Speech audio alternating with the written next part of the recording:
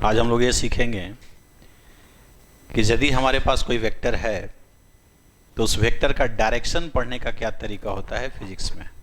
Direction कैसे पढ़ते हैं। जैसे मान लो कि अभी क्या है कि हमारे पास वेक्टर मान लो एक ऐसा है। ये तो बताइए कि एरो को ही वेक्टर कहते हैं। जब भी किसी लाइन पे ऐसा एरो का निशान बना रहे तो उसको क्या बोलते हैं, वेक्टर बोलते हैं। तो ऐसे तो हमको दिख रहा है कि इसका डायरेक्शन इस तरफ है, लेकिन इस तरफ बोलने के लिए फिजिक्स में एक लैंग्वेज इस्तेमाल किया जाता है। तो वो फिजिक्स का लैंग्वेज सीखेंगे कि इसका डायरेक्शन कैसे पढ़ेंगे। ठीक है।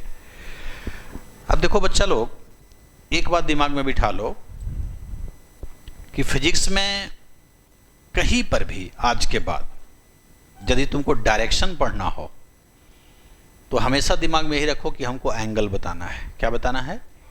डायरेक्शन का मतलब क्या होता है? एंगल। अब वही एंगल पढ़ने के कुछ रूल्स हैं कि इस तरह से पढ़ना है। एक लहजा है। ऐसा तो नहीं ना करोगे कि मान लो तुमको प्यास लगी है, कहीं से जा रहे हो और वहाँ पे कोई नल पंप वगैरह है, आपको लेडीज पानी मान लो निकाल रही है, तो उसको जाके कहोगे ए बहन पानी जरा पिला दो, तुरंत पिला देगी। और कहोगे कि हमारे बाबूजी की बेटी पानी पिला दो, तो दूध तुम अच्छा खींच देगी। बाबूजी की बेटी का मतलब बहन ही बोला था, लेकिन मार खा जाओगे। एक लहजा है ना हर चीज का बोलने का। तो फिजिक्स में भी एक लहजा है। वो लहजा क्या है उसी को सीखेंगे आज हम लोग। हाउ टू से डायरेक्शन ऑफ अ वेक्टर। किसी वेक्टर के डायरेक्शन को कैसे बोलेंगे? हाउ टू से डायरेक्शन ऑफ ए वेक्टर। देखो बच्चा लोग, सबसे पहले ये समझो कि फिजिक्स में हम लोग एक तरीका डायरेक्शन बोलने का है, नॉर्थ साउथ ईस्ट वेस्ट का हेल्प लेते हैं। लेकिन एक बात ध्यान रहे, एक कॉपी लाओ, कोई कॉपी दो, कूट वाली दो ना, थोड़ा टाइट। हाँ लाओ। देखो, अगर कोई कॉपी, ये कॉपी है, इसमें लंबाई है चौड़ाई है ना, तो जिस किसी भी सरफेस में लंबाई और चौड़ाई है और उसके हर पॉइंट पे परपेंडिकुलर डालने पर एक ही डायरेक्शन में आना चाहिए। जैसे इस कॉपी का परपेंडिकुलर लाइन कौन होगा? इस कॉपी पर परपेंडिकुलर डालो, किधर आएगा? यही ना होगा, परपेंडिकुलर यही ना होगा, इस कॉपी के परपेंडिकुलर। तो यदि किसी सरफेस के हर पॉइंट पे जो परपेंडिकुलर डालते हैं एक ही तरफ हो, पैरेलल हो, यहां डालें, सब ऐसा ही ना होगा, तो उसको हम लोग प्लेन बोलते हैं। क्या बोलते हैं? प्लेन। कब बोलते हैं? जब किसी सरफेस में एरिया हो और उस एरिया के हर पॉइंट पे परपेंडिकुलर डालने पे वो एक ही डायरेक्शन में आता हो। जैसे दीवार, इसमें एरिया है कि नहीं है, इस पे परपेंडिकुलर डालेंगे किसी भी पॉइंट पे तो किधर आएगा? इधर आएगा, सब जगह एक ही डायरेक्शन में आएगा। तो कहेंगे कि ये क्या है? प्लेन है। लेकिन यदि तुमसे हम कहें कि ये हमारे पास एक स्फीयर है, क्या है? स्फीयर है। एरिया इसमें भी होता है, 4πr² एरिया इसमें भी है, लेकिन इसको हम बच्चा प्लेन नहीं बोलेंगे। कहोगे क्यों नहीं बोलेंगे? क्योंकि इसके हर पॉइंट पे परपेंडिकुलर जब डालेंगे तो अलग अलग डायरेक्शन में होगा। जैसे परपेंडिकुलर का मतलब क्या होता है? जैसे यहां परपेंडिकुलर डालोगे तो याद रखना कि कर्व में, स्फीयर में, सर्किल में हमेशा किसी पॉइंट पे जो परपेंडिकुलर होता है उसका रेडियस होता है। कौन होता है? रेडियस। जैसे यहां पे टेंजेंट सुना है ना, टेंजेंट स्पर्श रेखा, तो ये टेंजेंट को सरफेस मानते हैं और टेंजेंट का परपेंडिकुलर कौन होता है? रेडियस। तो यहां पर का परपेंडिकुलर ये लाइन होगा, यहां पर का परपेंडिकुलर, पहले यहां टेंजेंट खींच दो, ये सरफेस हुआ और इसका परपेंडिकुलर रेडियस हो जाएगा। तो क्या ये दोनों लाइन पैरेलल है? तो यहां का परपेंडिकुलर और यहां का परपेंडिकुलर एक तरफ नहीं है, पैरेलल नहीं है, इसलिए इसको प्लेन। प्लेन कहलाने के लिए किसी सरफेस को उसमें एरिया होना चाहिए और उसके हर पॉइंट पे परपेंडिकुलर डालने पे आपस में सब पैरेलल होने चाहिए, तब उस सरफेस को हम क्या बोलेंगे? प्लेन सरफेस बोलेंगे। और यदि नहीं है पैरेलल आपस में तो उसको कर्व्ड सरफेस बोलेंगे। क्या बोलेंगे? कर्व माने टेढ़ा, टेढ़ा सरफेस है, वो प्लेन सरफेस नहीं है। ठीक है। और एक और बात, जब किसी सरफेस को हम बोलते हैं, जैसे इस कॉपी को यदि हम प्लेन बोलते हैं, तो इसका मतलब होता है कि ऐसे तो इतना बड़ा प्लेन है ये, लेकिन जनरली जब इसको प्लेन बोलने लगते हैं तो इसकी लंबाई को और चौड़ाई को इन्फिनिटी तक ले जाते हैं। मानते हैं कि कहां तक है, ऐसे ये इन्फिनिटी तक है। ये बड़ा सा कॉपी था, उसमें से छोटा सा कॉपी काटा गया है, ऐसे समझना है। जैसे हम बोले कि एक्स एक्सिस, तो उसकी लंबाई बोलते हैं, क्या बोलते हैं कि वो इन्फिनाइट लंबाई की है, वो बोलने की जरूरत नहीं है। तो उसी प्रकार से प्लेन का लंबाई चौड़ाई क्या है, इन्फिनाइट मानना है। देखो हम ये कह रहे थे कि यदि कोई कॉपी इस प्रकार से है, ऐसे रखे हैं, तो इसको बोलते हैं हॉरिजॉन्टल सरफेस। क्या बोलते हैं? और यदि इस कॉपी को ऐसे रखेंगे तो उसको बोलते हैं वर्टिकल सरफेस। ऐसे रखने पर ये हो गया वर्टिकल कॉपी, वर्टिकल प्लेन। ऐसे रखने पर, या ऐसे भी कहो कि यदि किसी सरफेस का परपेंडिकुलर इसका वर्टिकल कहलाता है, तो ये जो पेन है इसका क्या है, वर्टिकल है। वर्टिकल लाइन का मतलब होता है किसी सरफेस के परपेंडिकुलर लाइन को वर्टिकल बोलते हैं, ठीक है ना। तो खैर तो अलग चीज हो गया। हॉरिजॉन्टल सरफेस ये है, वर्टिकल सरफेस। अभी तुमसे हम कहें कि मेरा जो पेन है वो ऐसे है, तो ये किस सरफेस पर है, वर्टिकल पे है कि हॉरिजॉन्टल सरफेस पे है? वर्टिकल पे नहीं है। कहोगे क्यों नहीं, आप रखे हुए तो हैं इस पर। देखो, होने या ना होने का मतलब होता है कि यदि इसको हम एरो से दिखावेंगे या लाइन खींच करके, तो इस पर आना चाहिए। यदि कोई लाइन किसी सरफेस पर पूरी तरह से खींचा जा सके तो कहते हैं कि उस पर वो है, और नहीं खींचा जा सके तो नहीं है। तो यदि इस कॉपी के लिए हम एक लाइन खींचेंगे तो इस पर आएगा, ये लाइन जो ऐसे खींचेंगे इसको दिखाने के लिए इस पर आएगा, पूरी तरह से आना चाहिए, आएगा, इधर हवा हो जाएगा। तो इस पर नहीं है। और इसी कॉपी को ऐसे रख दें तब, ऐसे रख दें तब, अब इस पर जो लाइन खींचेंगे इस कॉपी पे आ जाएगा कि नहीं आ जाएगा? तो कहेंगे कि यह पेन यदि ऐसे रखते हैं तो किस सरफेस पे है, हॉरिजॉन्टल सरफेस पे है। और यदि ऐसे रखते हैं तो, अब ऐसे नहीं आएगा। ऐसे कॉपी लगाएंगे और चाहेंगे कि इसका लाइन खींच दें इस पर, तो नहीं आएगा। ऐसे रख के, सॉरी ऐसे रखे थे ना, ऐसे ना कॉपी को रखे थे, अब पेन को ऐसे रखे थे, तो इस पर नहीं खींचाएगा, लेकिन ऐसे रख देंगे तब अब खींचा जाएगा। तो मानेंगे कि ये पेन ऐसे रखने पर किस प्लेन में है, ये कौन सा प्लेन है, इसको क्या बोलते हैं, वर्टिकल प्लेन। तो ये वर्टिकल प्लेन है, इस पे कॉपी, ऐसे में हॉरिजॉन्टल, ठीक है। देखो हम ये कह रहे थे कि यदि कोई वेक्टर हॉरिजॉन्टल प्लेन पे हो तो उसका डायरेक्शन पढ़ने का तरीका अभी हम बता रहे हैं। कहां बता रहे हैं? हॉरिजॉन्टल प्लेन पर।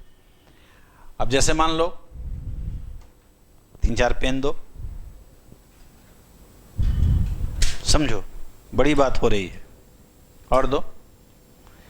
जैसे मान लो कि सब पेन जो है ये पेन नहीं वेक्टर है, और ऐसे हम पकड़े हुए हैं, तो बताओ किस प्लेन पर है, हॉरिजॉन्टल प्लेन पे है कि वर्टिकल प्लेन पे?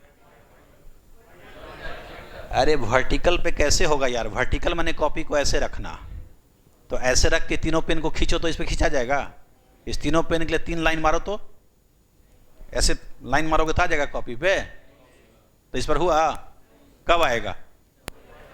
जब कॉपी को ऐसे रख देंगे नीचे से या ऊपर से, और अब इसको खींचेंगे तो कॉपी पे खींचा जाएगा। तो होना या ना होना मतलब उस पर खींचाना चाहिए तो है, नहीं खींचाया तो नहीं है, पूरी तरह से खींचाना चाहिए। तो किस प्लेन पर है? ऐसे कर देंगे तो क्यों? कॉपी को यदि ऐसे लगा देंगे तो इस पे खींचा जाएगा, तीनों लाइन मार सकते हैं कॉपी पे। और ऐसे रखेंगे तब इसका लाइन मारेंगे तो हवा में चला जाएगा, नहीं आएगा कॉपी पे। तो हॉरिजॉन्टल पर नहीं है, ऐसे करेंगे वर्टिकल पे आ रहा है। समझ में आई बात? ऐसा दीवार वर्टिकल और ऐसा दीवार लेटा हुआ हॉरिजॉन्टल, खड़ा हुआ, ये सब वर्टिकल है। ये वर्टिकल है, वो वर्टिकल है, ये दीवार वर्टिकल है, वो वर्टिकल है। और हॉरिजॉन्टल कौन है? ऊपर है, नीचे वाला है। अब समझा? ठीक है। तो हम ये कह रहे थे कि यदि कोई वेक्टर कहां खींचा जा सके, हॉरिजॉन्टल प्लेन में हो तब उसका डायरेक्शन कैसे पढ़ेंगे, और यदि कोई वेक्टर वर्टिकल प्लेन पर है तब उसका डायरेक्शन कैसे पढ़ेंगे, यही आप सिखाना चाहते हैं। और हॉरिजॉन्टल वर्टिकल क्या होता है समझ में आ ही गया होगा। ठीक है, चलो पकड़ो। जैसे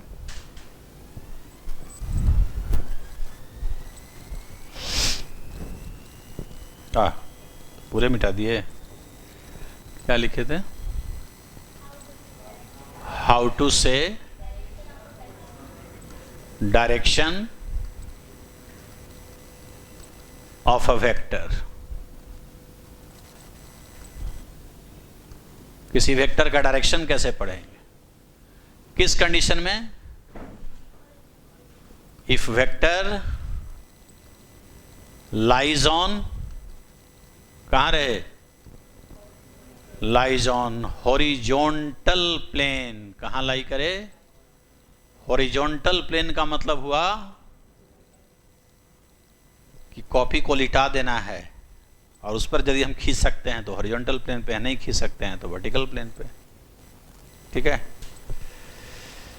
अब देखो इस पे नॉर्थ कैसे लेते हैं, कॉपी लो। जैसे हम यहां पे खड़ा हैं, इस हॉरिजॉन्टल प्लेन पे नॉर्थ दिखाना है, तो नॉर्थ किधर दिखाते हैं?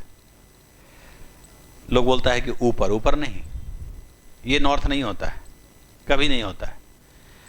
जिस कॉपी को तुम पकड़ के हॉरिजॉन्टल रखे हुए हो उस पे सामने की तरफ को क्या बोलते हैं? इधर जो लाइन पे एरो मारेंगे, इधर एरो जो जाएगा वो नॉर्थ, उसके उल्टा में दाहिनी हाथ की तरफ हमेशा ईस्ट, और बाईं हाथ की तरफ। लेकिन इससे पहले कॉपी को कैसे होना चाहिए? हॉरिजॉन्टल, ऐसे रख के तब नॉर्थ दिखाना है। ठीक है ना? ऐसे रखेंगे तो नॉर्थ आएगा इस पर। नॉर्थ कैसे दिखाते हैं? सामने, तो ये लाइन मारेंगे तो आ जाएगा इस पर। खींच सकते हैं इस पर? नहीं खींच सकते। ठीक, तो नॉर्थ साउथ ईस्ट वेस्ट हमेशा हॉरिजॉन्टल प्लेन पे दिखाया जाता है।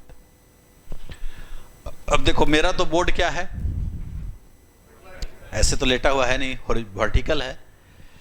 तो हम क्या कर रहे हैं कि हम इसका नॉर्थ ऊपर दिखा रहे हैं, लेकिन ध्यान रहे कि देखने में ये ऊपर है, समझने में सामने है। जैसे हम ऐसे कॉपी को लेकर सोचो खड़ा है, ये बोर्ड ऐसे नहीं है, ऐसे है, तो सामने नॉर्थ मारेंगे, अब पीठ पीछे साउथ, इधर साउथ हो गया, और दाहिनी हाथ की तरफ ईस्ट, एक लेटर में ई लिखते हैं, और बाईं हाथ की तरफ वेस्ट। ये हो गया। आ गई बात समझ में? अब देखो मान लो कोई हमारे पास वेक्टर है, एक वेक्टर ऐसा है और एक वेक्टर ऐसा है। पहले ये बताओ कि दोनों का डायरेक्शन सेम है कि अलग अलग है? जाहिर है, इसका डायरेक्शन में चलेंगे तो वहां कहीं पहुंच जाएंगे, इसके डायरेक्शन में जाएंगे तो उधर कहीं पहुंच जाएंगे, तो एक डायरेक्शन तो नहीं हुआ। अब इन दोनों का डायरेक्शन पढ़ना है, दोनों वेक्टर का, तो कैसे पढ़ेंगे? तो हमने क्या कहा था कि डायरेक्शन मतलब क्या होता है? एंगल। हमेशा क्या बताते हैं? तो तुम डायरेक्शन इसका तभी पढ़ पाओगे जब हम एंगल देंगे। एंगल नहीं देंगे तो डायरेक्शन नहीं पढ़ पाओगे। तो मान लो हम तुमको बोल दिया कि देखो ये 30 डिग्री है, इसको बोल दिया कि मान लो कुछ भी ले लेते हैं, जो भी ले लो, चलो अभी 40 डिग्री है मान लो। ठीक है, ये दो वेक्टर है और इसका नेम दे देते हैं वेक्टर ए। कोई एक लेटर लेके उसके ऊपर एरो मारते हैं तो उसका नेम हो जाता है, और इसका नेम दे देते हैं कुछ, एक लेटर बी लिया और इसके ऊपर एरो दे दिया, इसका नेम हो गया। नेम लिखने का ही तरीका है। अब देखो हम वेक्टर ए का डायरेक्शन पढ़ रहे हैं, देखो कैसे पढ़ते हैं। डायरेक्शन ऑफ वेक्टर ए, ये कैसे पढ़ते हैं? देखो तो बी को भूल जाओ, दिमाग से निकालो। ऐसा नहीं लगता है कि एक पहले ईस्ट की तरफ था और किसी ने इसको घुमा दिया इधर नॉर्थ की तरफ? ऐसा समझ सकते हैं कि ए वेक्टर मेरा किधर था? ईस्ट की तरफ, और किसी ने घुमा दिया नॉर्थ की तरफ, कितना डिग्री? तो देखो सबसे पहले एंगल लिखो। क्या लिखो? ए का डायरेक्शन पढ़ रहे हैं तो एंगल कितना है? हम इधर से एंगल ले रहे हैं तो 30 डिग्री। किधर घुमा? तो जिधर घुमा उसका नाम लिखो। तो लिख दो नॉर्थ, और ऑफ लिखो। ऑफ मतलब फ्रॉम समझो, से। कहां से घुमा? तो ईस्ट लिख दो। यही इसका डायरेक्शन पढ़ना है। पहले एंगल, फिर जिधर घुमा वो, और जहां से घुमा वो। क्लियर? और कोई बच्चा बोलेगा कि सर यदि हम इसको इधर से पढ़ें तब ये 30 है तो 60 होगा ही, क्योंकि 90 डिग्री है पूरा एंगल। नॉर्थ साउथ ऐसे है, ईस्ट वेस्ट ऐसे है, तो 90 है ना। तो इधर से हुआ 30 डिग्री, तो उधर से कितना हुआ? तो कोई बच्चा ऐसे भी बोल सकता है कि सर ऐसा भी तो देखने से लगता है कि ए को पहले कहां रखा गया था? नॉर्थ में, और किसी ने मोड़ दिया उसको, ईस्ट की तरफ घुमा दिया नॉर्थ में रख के। तो हाँ ठीक है, कितना घुमाया? तो वो लिखो 60 डिग्री। किधर घुमाया? वो पहले लिखना है, कहां से घुमाया वो बाद में। तो ईस्ट ऑफ, कहां से घुमाया? तो ये दोनों डायरेक्शन सही है, ये भी पढ़ सकते हो और ये भी पढ़ सकते हो। ठीक है? तो पहले जिस कोने में वेक्टर होता है, इसकी किस कॉर्नर में है? नॉर्थ। और तो कहीं से सोचो, इधर से भी पढ़ सकते हैं, उधर से भी पढ़ सकते हैं। बी का डायरेक्शन पढ़ना है, क्या पढ़ोगे? डायरेक्शन ऑफ बी वेक्टर बोलो जल्दी से। हाँ, 40 डिग्री घुमा। किधर घुमा? North of east. एक लेटर से भी लिखते हैं, कैपिटल एन से, या उधर से 50 डिग्री। समझ में आया? कोई दिक्कत नहीं है? जैसे एक बात बताओ, अगर एक वेक्टर ऐसे दे दें और हम बोलें कि ये 37 डिग्री है, इसका डायरेक्शन बोलो। वेक्टर सी का डायरेक्शन पढ़ो। डायरेक्शन ऑफ वेक्टर सी पहले किस कॉर्नर में है पहचानो? वेस्ट साउथ में है ना, तो कहीं से पढ़ लो। कोई कहेगा कि साउथ में रख के वेस्ट की ओर घुमाया गया, कितना डिग्री? तो लिखेगा 37 डिग्री। किधर घुमा? कहां से घुमा? हो गया। और इधर से कितना है? 53। पूरा 90 में से माइनस करो तो 53 degree south of west. West की ओर करके और साउथ में घुमा दो तो ऐसा हो जाएगा। तो पढ़ लोगे ना, इजी है। लेकिन कब पढ़ेंगे ऐसे? जब मेरा वेक्टर लेटा हुआ हो, ऐसे हो। हॉरिजॉन्टल प्लेन पर होने का मतलब क्या है? कि वेक्टर ऐसे नहीं हो, ऐसे नहीं हो, कैसे हो? ऐसे हो। पेन ऐसे होना चाहिए, ऐसे ऐसे ऐसे लेटा हुआ पेन होना चाहिए, ऐसा वेक्टर होना चाहिए, तब ना हॉरिजॉन्टल प्लेन पे आएगा। एक और बात देखो, जैसे मान लो कि एक वेक्टर ये है, ये डी वेक्टर है, इसमें ये 45 डिग्री हम ले रहे हैं। क्या पढ़ेंगे? Direction of D vector. D vector तो बोलेगा 45 डिग्री। पहले तो एंगल लिखना ही है। साउथ में रख के किधर घुमाया? East of south. South of माने से, साउथ में रख के ईस्ट की ओर घुमाया। और इधर से 45 है तो इधर से भी 45 ही है। क्या बोलेगा? 45 डिग्री। किधर घुमाया? साउथ। कहां से घुमाया? अब देखो, जब 45 एंगल होता है ना तो दोनों तरफ से 45 ही हो जाता है। एक तरफ से 45 तो दूसरी तरफ से भी, क्योंकि पूरा 90 है। तो 45 के केस में क्या होता है बच्चों, कि हम लोग एंगल नहीं भी लिख सकते हैं, चाहे तो बिना एंगल के भी लिख सकते हैं। डायरेक्ट ऐसे लिख सकते हैं, 45 हटा दो, ईस्ट ऑफ साउथ या साउथ ऑफ ईस्ट। अगर एंगल ना लिखा रहे तो क्या समझना है कि वो 45 डिग्री एंगल है। दूसरा एंगल है तो लिखना पड़ेगा। ठीक है ना? तो तीनों से ही। और देखो, यदि कोई वेक्टर ऐसा है,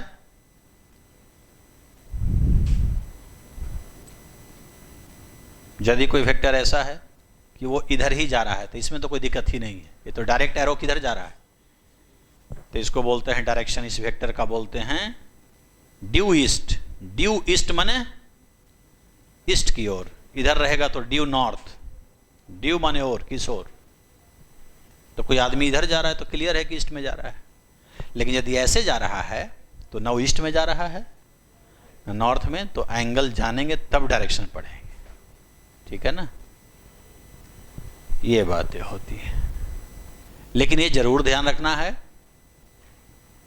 कि ऐसे पढ़ने के लिए वेक्टर का हॉरिजॉन्टल प्लेन में होना। जैसे गाड़ी चलती है, तुम वॉक करते हो कहां, किस प्लेन पर, वर्टिकल प्लेन पे कि हॉरिजॉन्टल प्लेन पे, रोड पे चलते हो।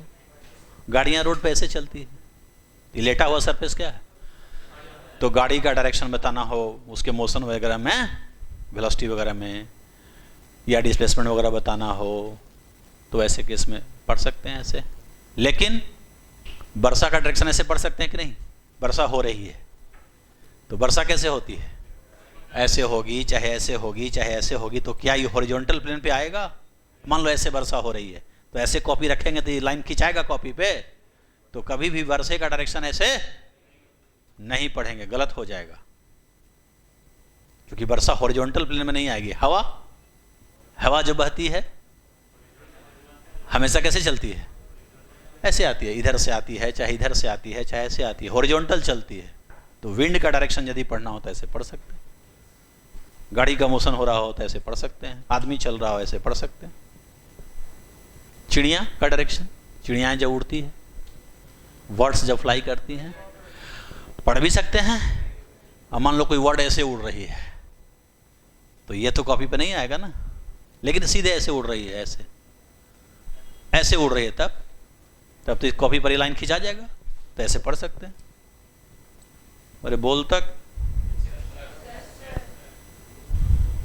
समझ गए, हटा दें।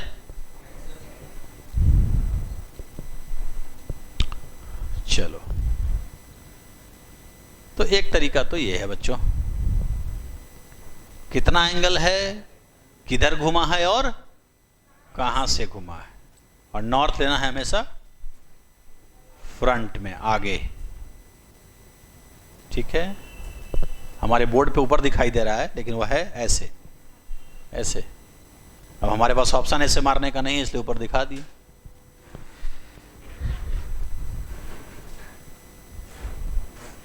चलो मिटाएं, अरे मिटाऊं, चलो भाई देखो, अभी तक जो हम डायरेक्शन पढ़ रहे थे, यदि ये हॉरिजॉन्टल प्लेन पे था तो नॉर्थ साउथ ईस्ट वेस्ट का हेल्प ले रहे थे। कभी कभी लोग नॉर्थ साउथ ईस्ट वेस्ट का हेल्प नहीं लेता है, एक्स वाई एक्सिस का हेल्प लेता है। किसका? एक्स वाई एक्सिस का। यहां देखो,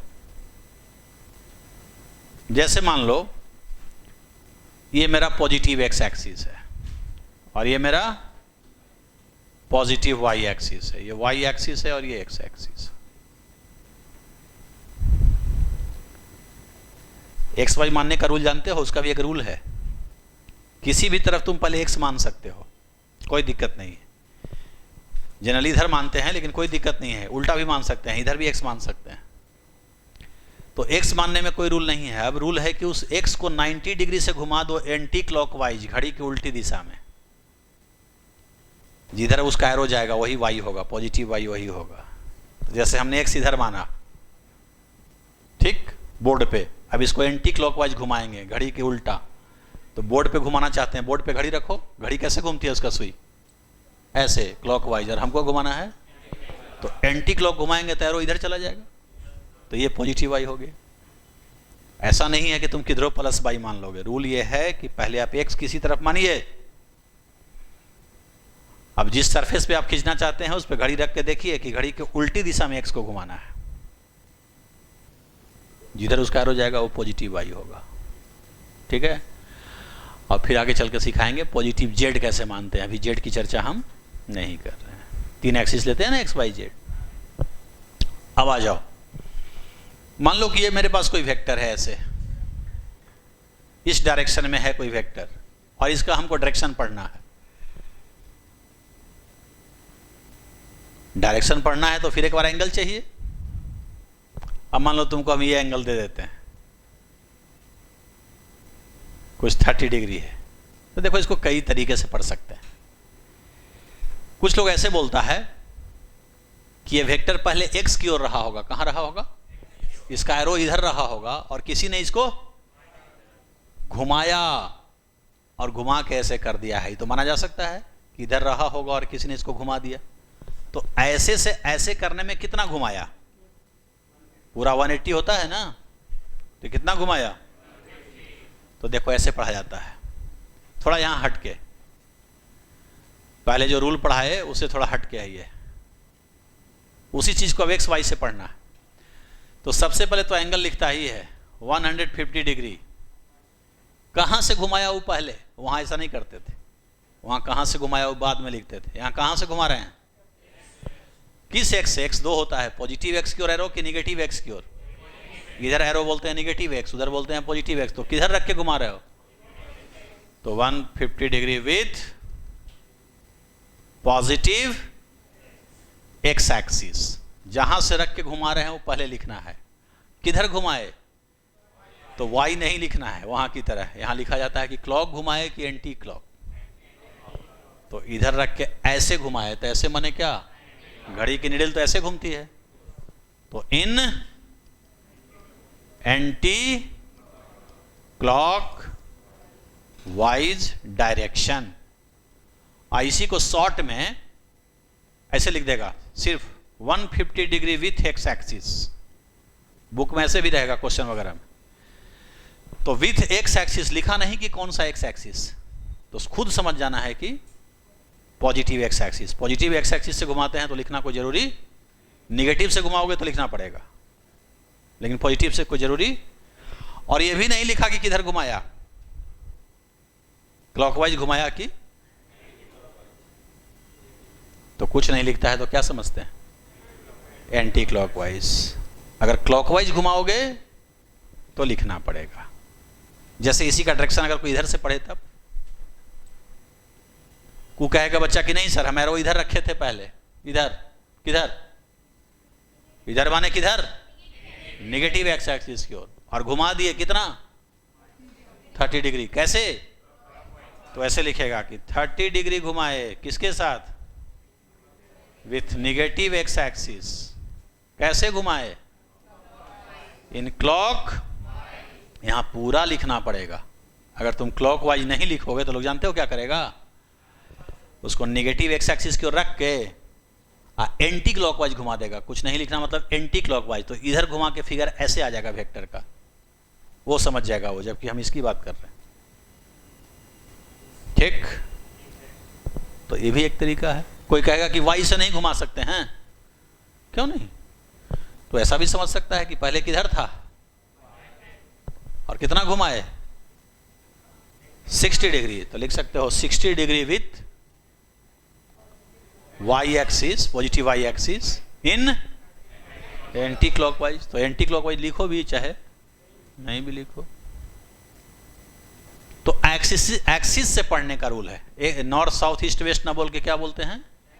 एक्सिस का नाम लेते हैं कि वो कहां से घुमा हुआ है। ये भी एक रूल है।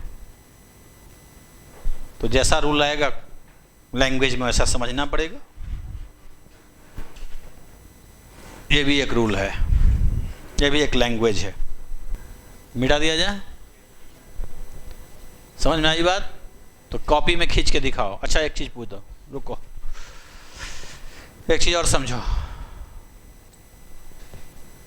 देखो एक एग्जाम्पल बताओ।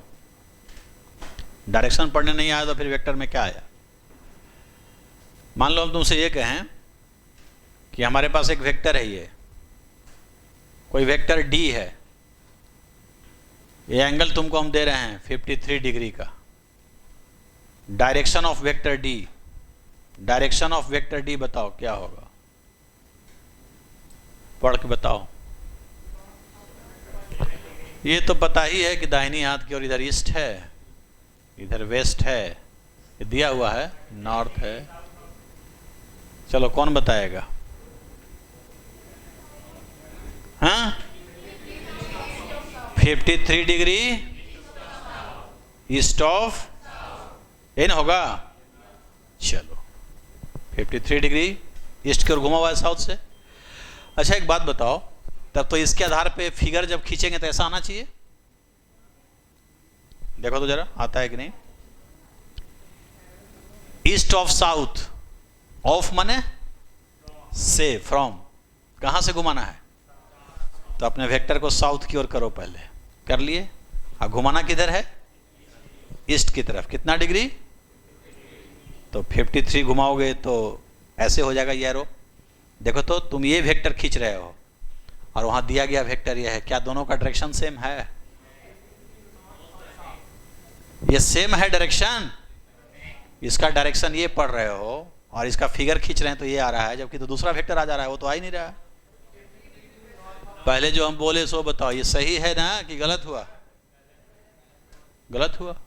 इस आधार पे डायरेक्शन दिखा रहे हैं वो आ ही नहीं रहा। तो देखो जितना भी हम फिगर बना के समझाए, उसमें जो फिगर बनाए थे उसमें देखो यहां एरो को हेड बोलते हैं ना, तो यहां पे वेक्टर का हेड है और सब फिगर में क्या था? टेल था। तो जब भी किसी वेक्टर का डायरेक्शन पढ़ना हो तो सबसे पहले उसके हेड पर नॉर्थ साउथ मत बनाओ, उसके टेल पर बनाओ और तब पढ़ो तो सही होगा। मतलब नॉर्थ साउथ यहां ना बना के यहां बनाओ, या ऐसा भी कर सकते हो। इसी वेक्टर को, ये वेक्टर है ना, क्या करो इसको खिसका दो। खिसकाने से डायरेक्शन तो वही ना रह जाएगा, इसी डायरेक्शन में बढ़ गए। जरूरत पड़ने पे वेक्टर को खिसका सकते हैं। घुमाना मत, घुमाना अलाउड नहीं है। क्यों? घुमाने से एरो इधर उधर हो जाएगा ना, डायरेक्शन बदल जाएगा, लेकिन खिसकाने से तो यही डायरेक्शन रह जाएगा। इसी को पढ़ना है ना डायरेक्शन को, तो इसको आगे खिसका लो, स्लाइड कर लो इसको ऐसे। अब क्या हुआ? पहले ये बताओ, इसका टेल आ गया यहां, तो नॉर्थ साउथ ईस्ट वेस्ट जो पहले हेड पर था अब कहां आ गया? अब पढ़ो इसका डायरेक्शन। तो ये 53 है तो ये भी 53 होगा, आमने सामने बराबर होता है ना। क्या बोलेंगे इसको? ये रॉन्ग था जो पढ़े थे। सही क्या है? 53 डिग्री घुमा हुआ है नॉर्थ से किधर?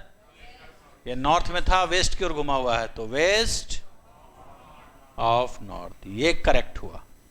अच्छा हो तो तुम इसके बेसिस पे डायग्राम बनाओ, देखो सही आता है कि नहीं। 53 degree west of north, north की ओर रख के आप वेस्ट की ओर घुमाएंगे तो ऐसा एरो आ जाएगा। तो एक बात बताओ, एंगल को डायरेक्शन क्यों बोलते हैं? क्योंकि एंगल के आधार पर जब डायग्राम बनाते हैं तो हमको एरो किधर जा रहा है वो दिखाई देने लगता है। इसके आधार पे हम डायरेक्शन जब दिखाएंगे तो ये एरो आ जाएगा। इसका फिगर बनाने से दिख जाता है ना कि किधर एरो भाग रहा है, डायरेक्शन किधर जा रहा है। तो इसीलिए एंगल को ही डायरेक्शन बोलते हैं। ठीक है ना।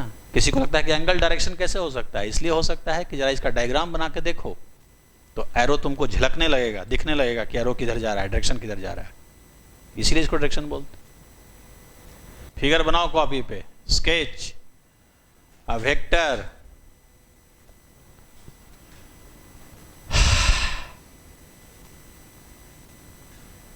in the direction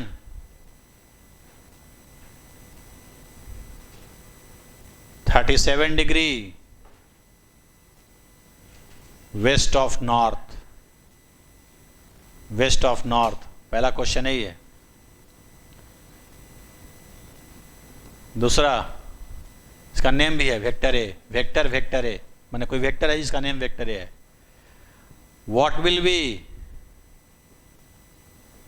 direction of minus vector A? Minus vector A का डायरेक्शन क्या होगा? पढ़ो। थर्ड में, what will B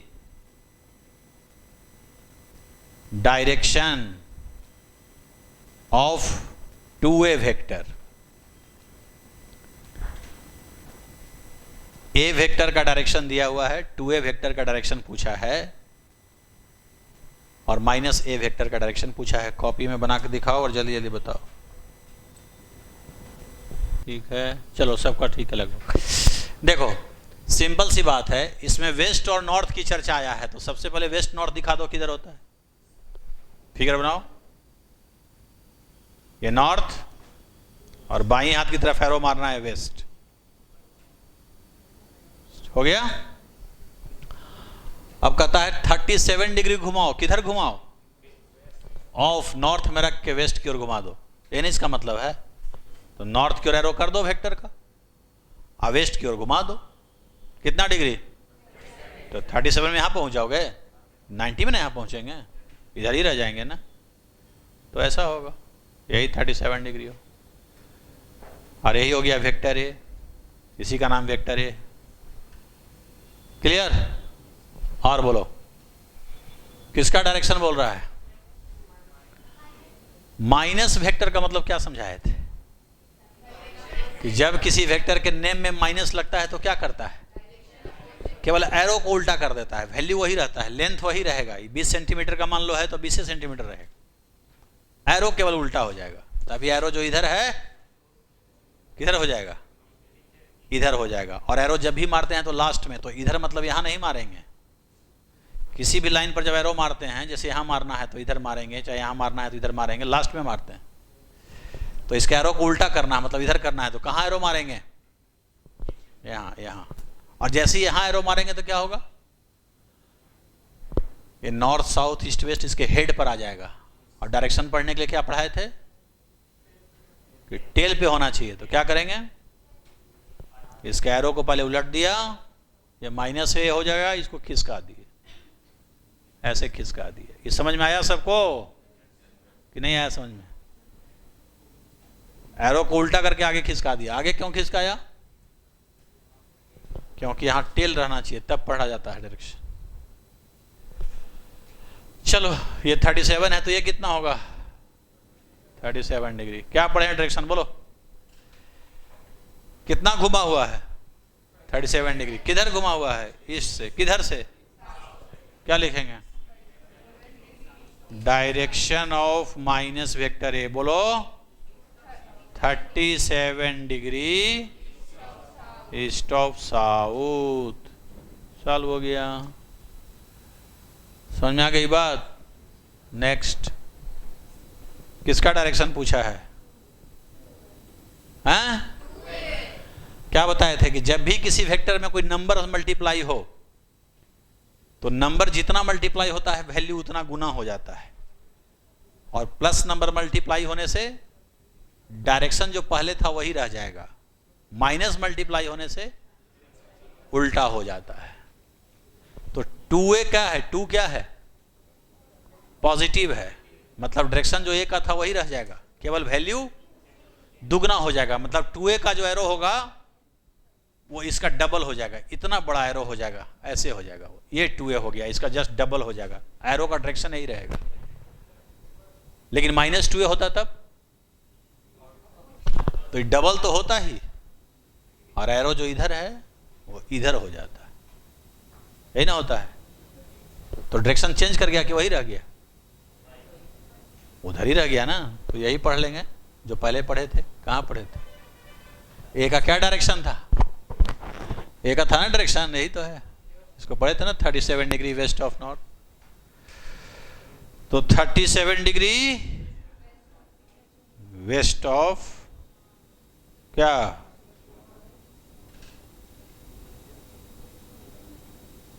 (37 degree west of north. तो इतनी बातें समझ में आई? एक और चीज करके दिखाओ। देखो स्केच करो, फिर एक क्वेश्चन दे रहे हैं, डायग्राम बनाना तो सीखो पहले। Sketch a vector eight an angle 300 degree with x axis, x axis से 300 डिग्री पर एक वेक्टर खींचो। अब यहां नॉर्थ साउथ हम नहीं बनाएंगे। क्यों नहीं बनाएंगे? क्योंकि क्वेश्चन में उसकी चर्चा नहीं है। किसकी चर्चा है? एक्स की चर्चा है, तो हम एक्स और वाई बना के काम करेंगे। जिसकी चर्चा ही नहीं है तो उसको हम क्यों दिखाएंगे? चलो खींच कर दिखाओ, अपनी कॉपी पे एक वेक्टर खींचो। चलो यहां देखो, इधर आओ, इसका सॉल्यूशन कर दें। देखो ये x और ये y, कहता है 300 डिग्री x एक्सिस से, तो पॉजिटिव x की ओर रखा और 300 डिग्री एंटी क्लॉकवाइज घुमाओ। 90, 180, 270 और घुमाना पड़ेगा ना, यानी यहां से इधर थोड़ा और घुमाना पड़ेगा, तो ऐसे हो जाएगा। इसी एरो को पकड़ के घुमा रहे हैं तो ऐसे हो जाएगा। और यही एंगल कितना हो गया? 300। तो इधर से कितना हो गया? 60 डिग्री। तो इसी का डायरेक्शन यदि इधर से पढ़ना हो तो क्या पढ़ेंगे? 60 डिग्री विथ, कहां से घुमा है? एक्स एक्सिस इन क्लॉकवाइज घुमा हुआ है, इन क्लॉकवाइज डायरेक्शन। वो लिखना पड़ेगा। क्लॉकवाइज नहीं बोलेंगे तो लोग एंटी क्लॉकवाइज घुमा देगा, इसको इधर समझ जाएगा। क्लॉकवाइज लिखा जाता है, एंटी क्लॉक लिख भी सकते हैं, नहीं भी लिख सकते। तो स्केच कर लोगे? हाँ चलो देखो, ये सब तो हो गया, डायरेक्शन कैसे पढ़ते हैं, नेम कैसे लिखते हैं, वगैरह वगैरह। अब एक चीज बस और बताना है, उसके बाद हम लोग सिलेबस में इन कर जाएंगे इस चैप्टर के। सब लैंग्वेज पढ़ रहे हैं हम लोग, कि ऐसा बोलेगा तो क्या समझेंगे। देखो इससे पहले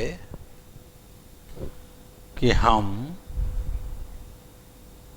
आगे बढ़ें, कुछ तुमसे क्वेश्चन पूछना चाहेंगे। जैसे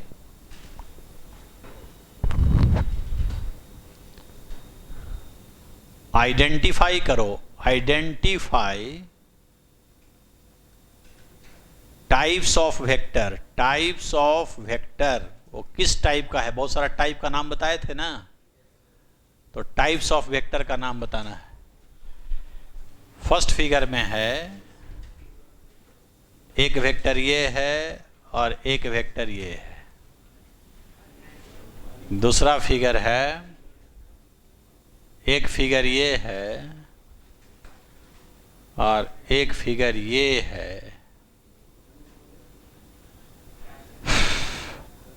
ये 10 cm है और ये भी 10 cm।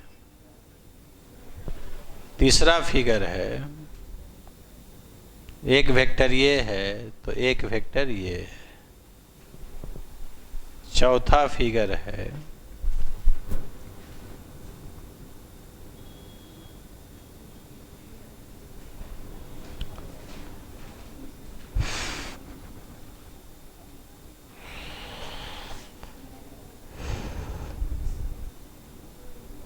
एक वेक्टर ये है और एक वेक्टर ये है। ये 90 डिग्री का एंगल है।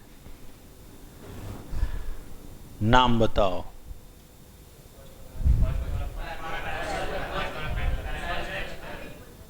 हाँ क्या क्या बोल सकते हैं इसको?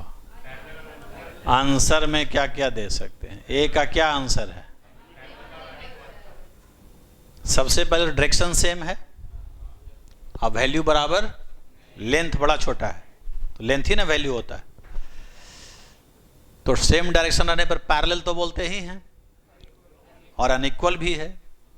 क्या है? क्या इक्वल होने के लिए लेंथ और डायरेक्शन दोनों सेम होना चाहिए। लेंथ सेम है नहीं, तो क्या है ये है पैरेलल वेक्टर्स। पैरेलल वेक्टर्स, या इसको अनइक्वल वेक्टर भी कह सकते हैं, अनइक्वल वेक्टर भी है। दूसरा बोलो।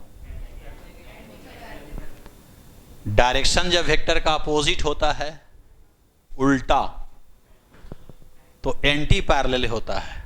और उसमें यदि वैल्यू भी बराबर दिखाई दे तब तो एंटी पैरेलल तो यह है ही डायरेक्शन अपोजिट होने से, और वैल्यू बराबर हो के अगर अपोजिट हो जाए तब क्या नाम है? निगेटिव वेक्टर, कि एक दूसरे का ही निगेटिव वेक्टर है, इसका निगेटिव वो है चाहे उसका निगेटिव है। तो निगेटिव वेक्टर भी बोल सकते हैं, निगेटिव वेक्टर भी बोल सकते हैं इसको। एंटी पैरेलल तो खैर है ही है, एंटी पैरेलल में डायरेक्शन अपोजिट होना चाहिए, वो है। थर्ड में लेंथ भी सेम है और डायरेक्शन भी सेम है, तो इक्वल भी है और पैरेलल भी है। सेम डायरेक्शन को पैरेलल बोलते हैं, लेकिन ज्यादा अप्रोप्रिएट है कि वो इक्वल है। ज्यादा अच्छा क्या है? इक्वल नेम उसका ज्यादा अच्छा है यहां पे। वैसे है ये भी, यहां पे निगेटिव ज्यादा बेटर बोलना होगा। दोनों सही है पर निगेटिव, और यहां पे ये, अब वो क्या है? इसका बहुत नाम है। देखो, टेल एक जगह होता है तो को इनिशियल वेक्टर बोलते हैं, कहे कि टेल को इनिशियल पॉइंट भी बोलते हैं, तो दोनों का टेल एक ही जगह है तो को इनिशियल वेक्टर। या अलग अलग डायरेक्शन है तो अनइक्वल भी हुआ। लेकिन वो सबसे ज्यादा एप्रोप्रिएट है, दो वेक्टर यदि 90 डिग्री पे हो आपस में, कितना डिग्री पे? तो उसको ऑर्थोगोनल वेक्टर बोलते हैं। क्या बोलते हैं? बाकी चीज मत देखो कि अनइक्वल है कि नहीं, अनइक्वल तो है ही है। वो टेल मिल रहा है तो को इनिशियल वेक्टर तो है ही है, लेकिन ये सबसे कहीं ज्यादा इंपॉर्टेंट उसका जो नाम है, जैसे तुम्हारा 3-4 नाम है और उसमें से कोई एक नेम लोग ज्यादा यूज करता है, वही बात बोल रहे हैं। तो 90 डिग्री पर दो वेक्टर हो तो उसको क्या बोलते हैं? Orthogonal vector. कौन सा वेक्टर? Orthogonal vector. कब? जब वेक्टर आपस में क्या हो? 90 डिग्री पर हो, तो ऐसे वेक्टर को ऑर्थोगोनल वेक्टर बोलते हैं। समझ में आई बात? क्लियर है? तो देखो, इतना ही तो समझाए थे, तो आज तो इतना ही रखेंगे।